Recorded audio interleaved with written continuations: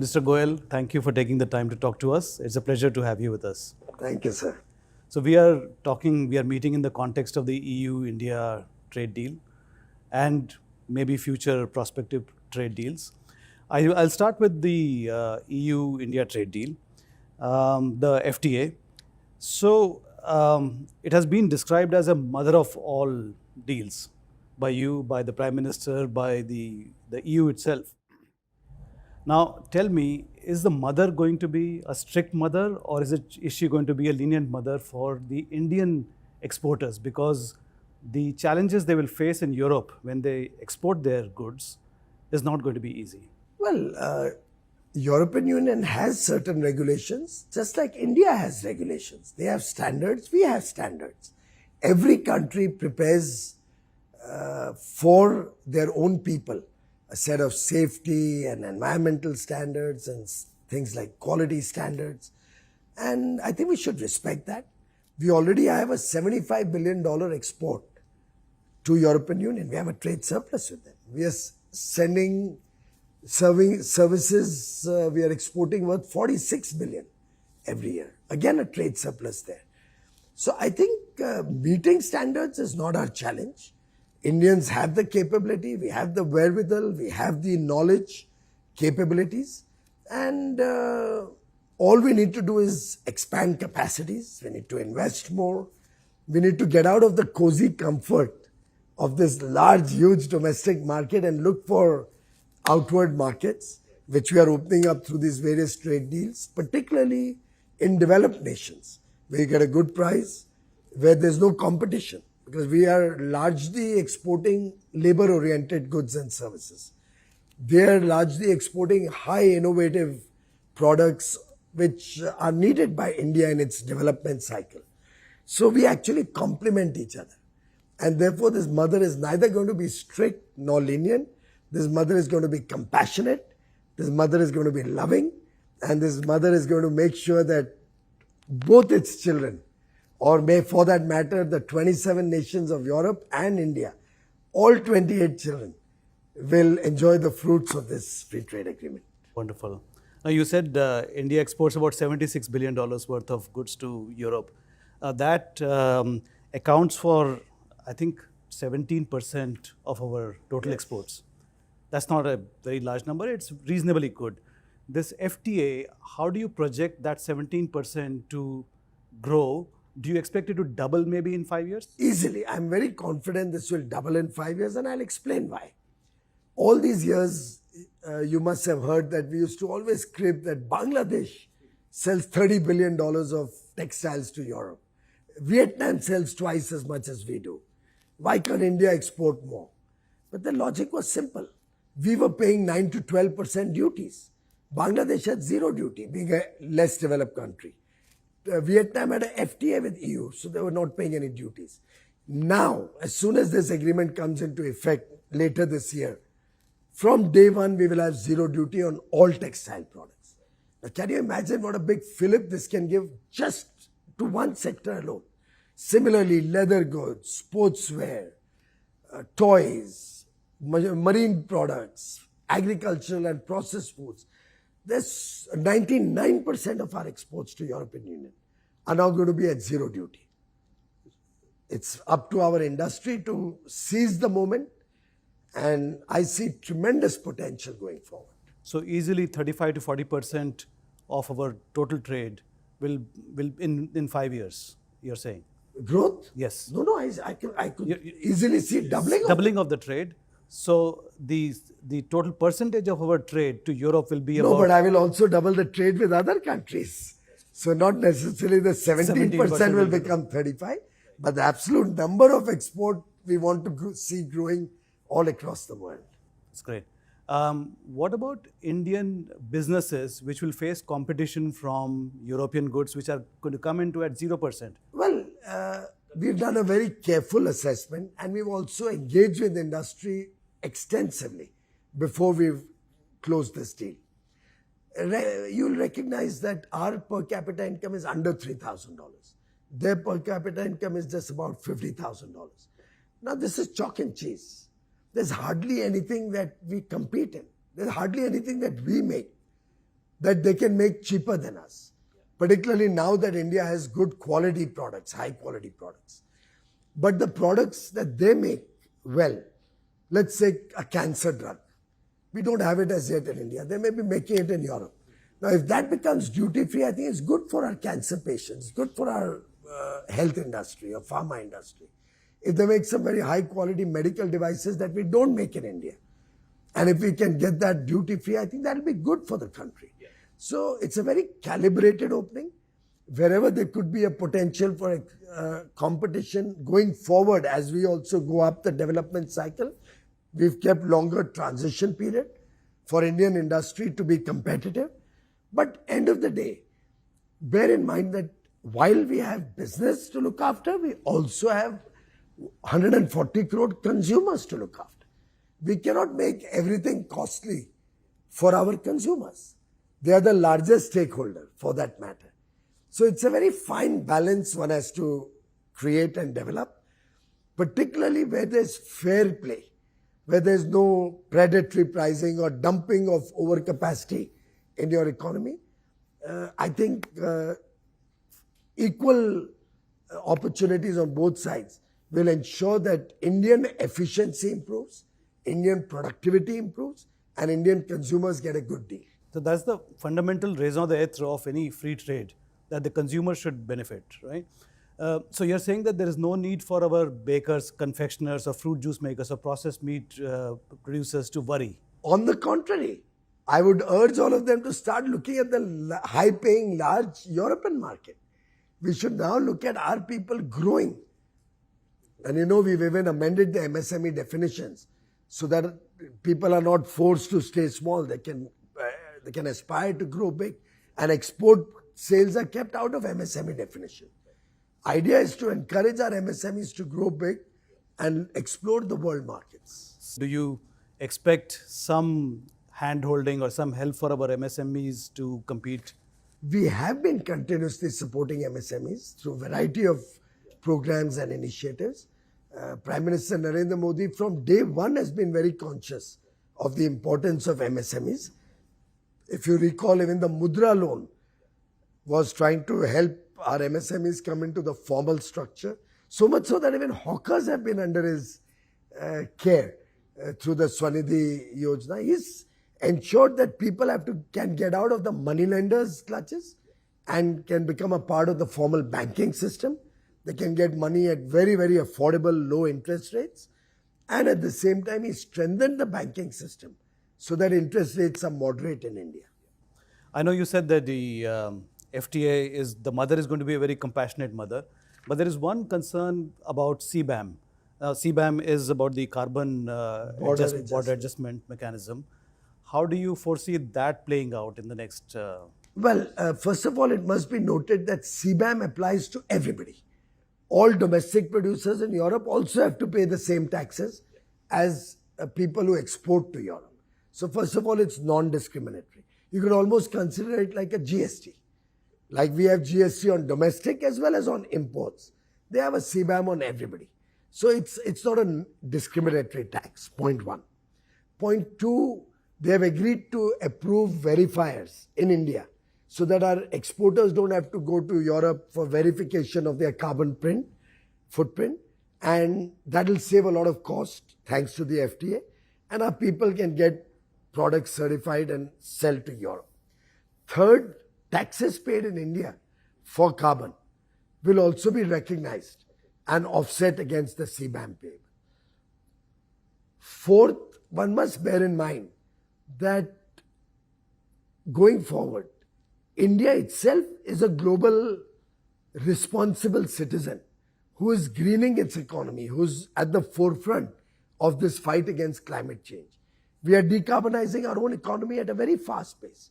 We are amongst the world's best performing countries when it comes to meeting the Paris COP21 intended nationally determined contributions. In INDC, we are well ahead of schedule. Our renewable energy target we met 8 years before schedule. Now we have a 500 gigawatt target by 2030, which is unimaginable for the developed world. In the G20, we are amongst the top 3 countries in our performance. The European Union also recognizes that. And they have, in fact, even I think they have announced a 500 million euro grant to support our decarbonization efforts during this visit. They have also said they'd like to grow this in recognition of India's good performance transitioning to a cleaner and greener economy. Also, there's huge potential for our hydrogen, green ammonia, our solar equipment, our wind equipment to sell in European Union.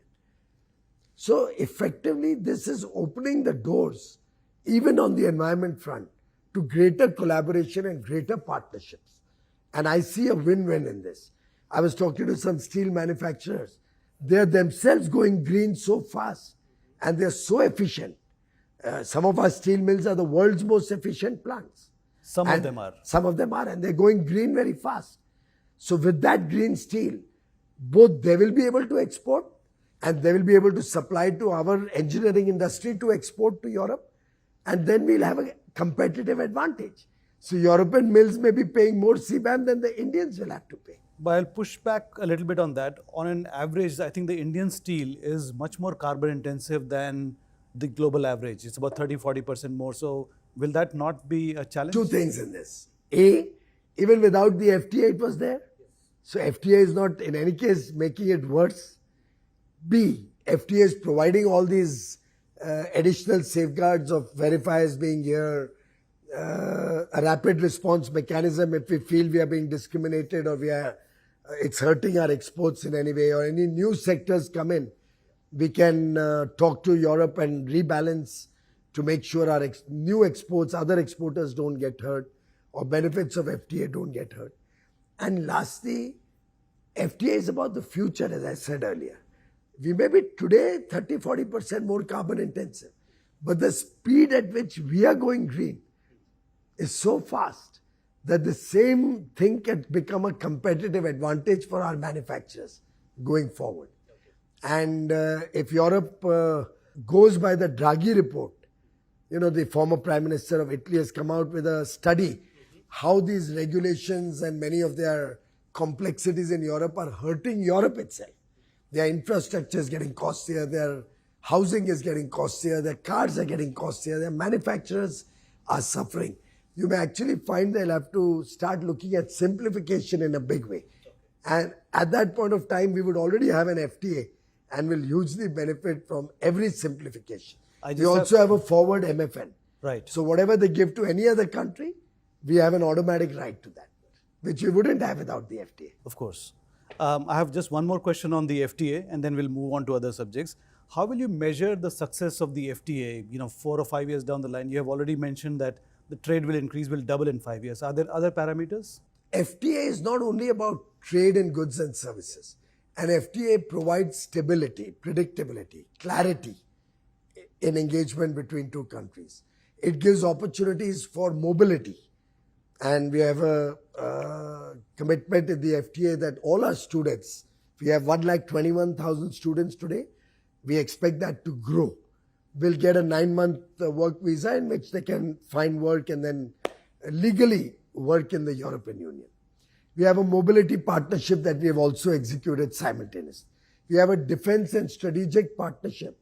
And Europe is going to invest $800 billion in the next 5 years on defense.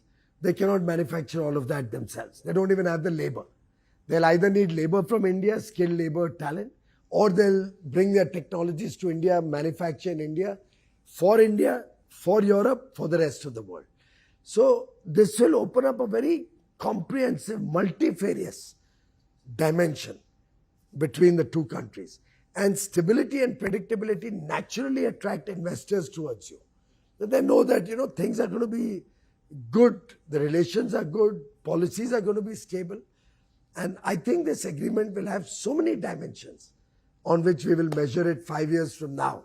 And positively, both sides will emerge winners. So on a balance sheet, it looks like this is going to be a huge advantage for India in every respect. Why did it take us so long to reach this point? That's because the Congress party, which started negotiations 20 years ago, was weak-kneed. They could not visualize the potential advantages and benefits as they should have. They could not negotiate from a position of strength because they had driven the Indian economy to becoming a fragile five economy. They could not have the confidence or courage of conviction that India will become a $30 trillion economy or the world's third largest economy. I mean, just to tell you, give you context, Mr. P. Chidambaram in 2014, in his last budget speech, and thank God it was the last budget speech of the Congress, and I don't see that coming back for a long number of years, he had said that India will take 30 years to become the third largest economy in 14. That means he predicted India to be a third largest economy in 2044. Prime Minister Narendra Modi, with his good policies, well-meaning intentions, is going to make India the third largest economy in the next 2 years. A good 16 years before the Congress was projecting it. Prime Minister Modi used the first few years of his government to bring strong macroeconomic fundamentals to the economy. Strong banking system, strong forex reserves, high growth, fastest growing large economy, low inflation. Look at our levels of inflation. Could you imagine a Congress government having 1.32, 3% inflation? It's impossible because their whole thinking was very, very poor in terms of good economics. Corruption scandals, uncertainty in policy. A person who was asking me questions on the EU FTA sat on environment files for 3, 4 years, killed the growth story of India, killed projects, made huge overruns. Because of it, the banking sector became a mess with double-digit NPAs and evergreen loans, all of which we have had to set right under the Modi government. But having done that, today India aspires to be a $30 trillion economy in 2047. We aspire to be a developed nation. And it is that story of $30 trillion economy that is today our negotiating tool when we negotiate FTAs with other countries. So the mother of all trade deals is in the bag. When is the father of all trade deals going to be a reality? I'm talking about the US FTA. Every free trade agreement stands on its own legs. And we are having very good negotiations. My counterpart in the US and I have a wonderful working relationship and a wonderful personal friendship. We are working towards closing the deal quickly.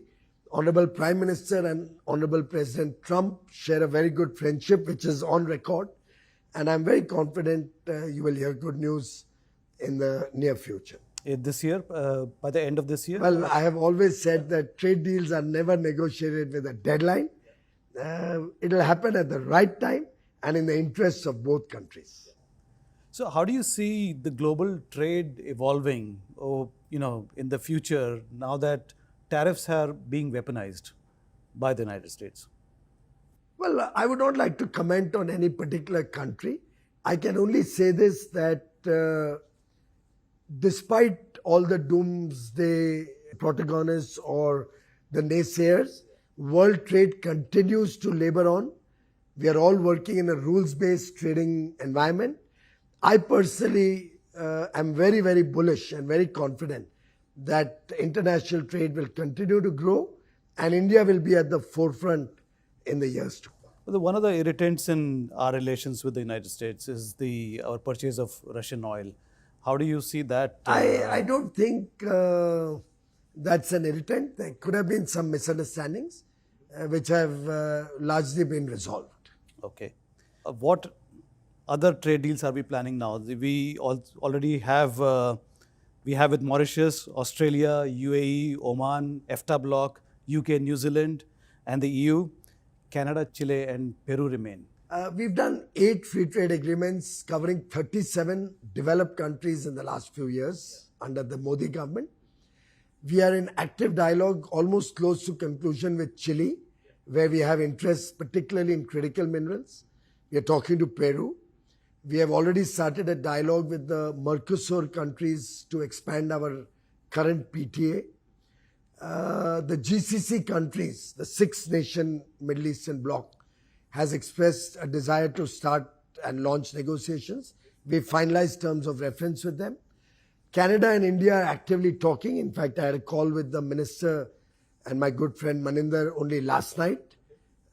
We are going to quickly start negotiations with Canada.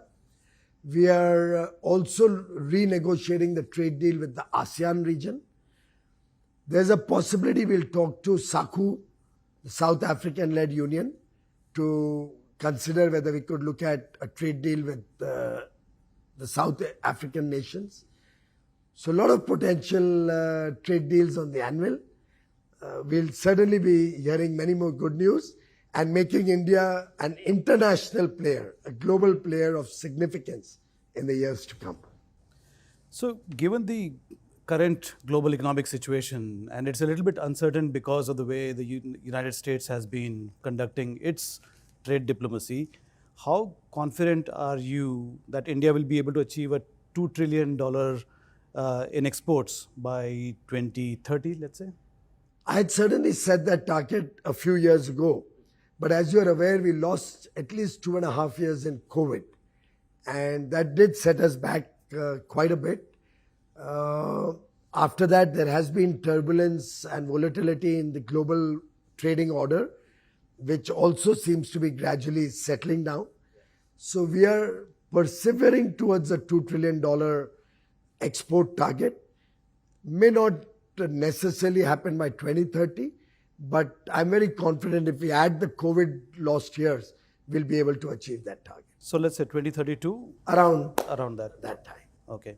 Now let's move to politics, which both you and I love. You have been appointed in charge of Tamil Nadu. It's not going to be easy. How are you going to deal with that challenge? I'm not so sure that it won't be easy. There's so much anti-incumbency against the DMK government. It's an incompetent government, terribly corrupt government. Mr. Udayanidhi Stalin represents a totally anti-Tamil culture and anti-India stance. Anti-Tamil culture? Yes, because Tamil culture never talked in the kind of language that he is using. Tamil culture teaches us tolerance. Tamil culture teaches us celebrating different viewpoints, different thinking, different ideologies, different religions.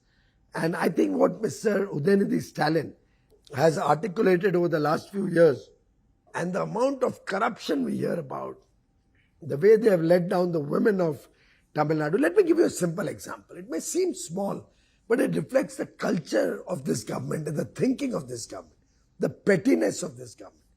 They used to give a gift to the people of Tamil Nadu on Pongal, which is very welcome. And I think it's a good idea. But last year they did not give it.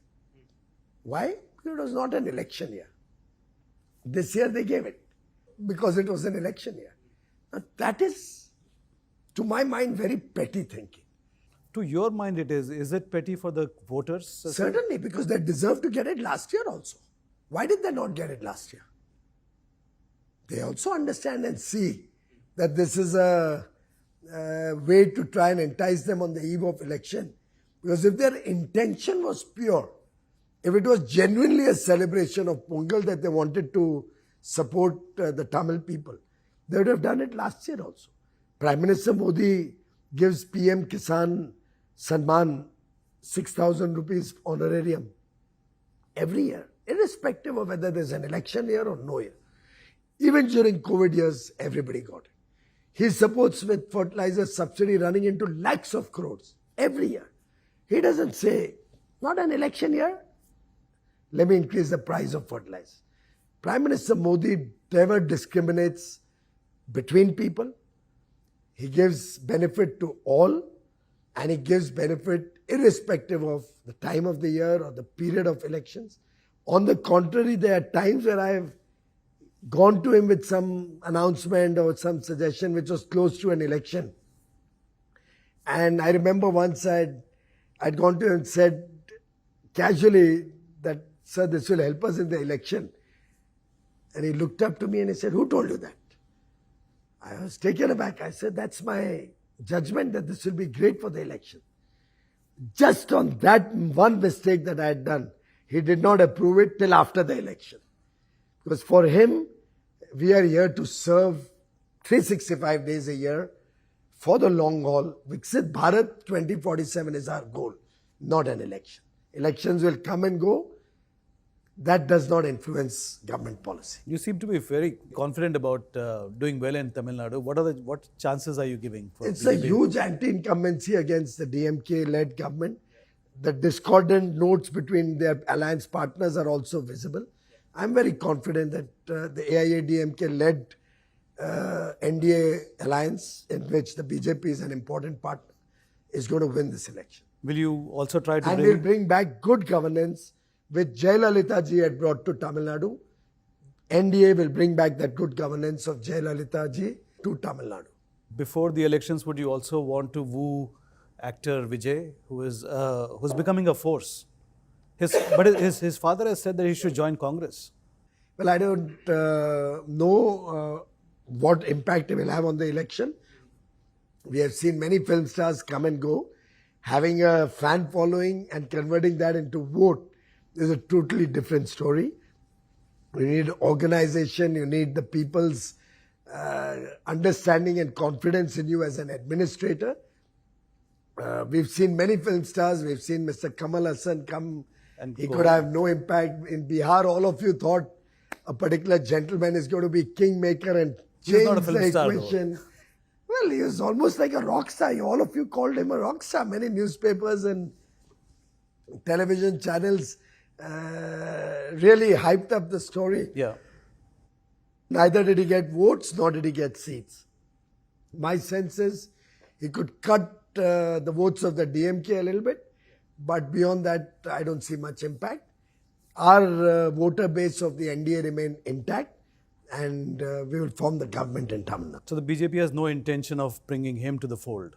To the best of my knowledge, we have not even had any discussions. On the film star, the South is a little bit different than other states. You had MGR, you had Jayalalitha, you had NTR. You are such an experienced veteran in this field. MGR was many years in public life before his foray to become a chief minister. Jayalalitha ji was under the tutelage of MGR for decades before she became chief minister. But upstarts like Mr. Kamal Hassan came and turned out to be a rocket that never launched. And of course, they have as their partner the Congress, which we are all aware is a rocket that fails to launch despite several launches. 3 other states are going to elections. You got Assam, you got West Bengal and Kerala as well. What are the chances of the 4 states, you would say? Well, Assam, BJP we will chances. certainly be repeating the government. Everybody is in agreement on that. West Bengal this time is up for change. The governance of West Bengal has, I think, reached the lowest levels that it could. The people of West Bengal are suffering. The people of West Bengal have seen through the misgovernance of the Trinamool Congress and Mamta Didi, and I see no way that they're going to vote her back into government. In Kerala, we have for the first time formed our first municipal corporation in Thiruvananthapuram, and I'm quite confident we'll play a very important role going forward. We'll increase both our vote share and the number of seats that we will win this time, and are committed to strengthening our work in Kerala so that ultimately we form a government in Kerala too. Finally, I want to touch upon the very tragic incident which led to the death of Ajit Pawar ji, and that has caused a ripple effect in Maharashtra politics.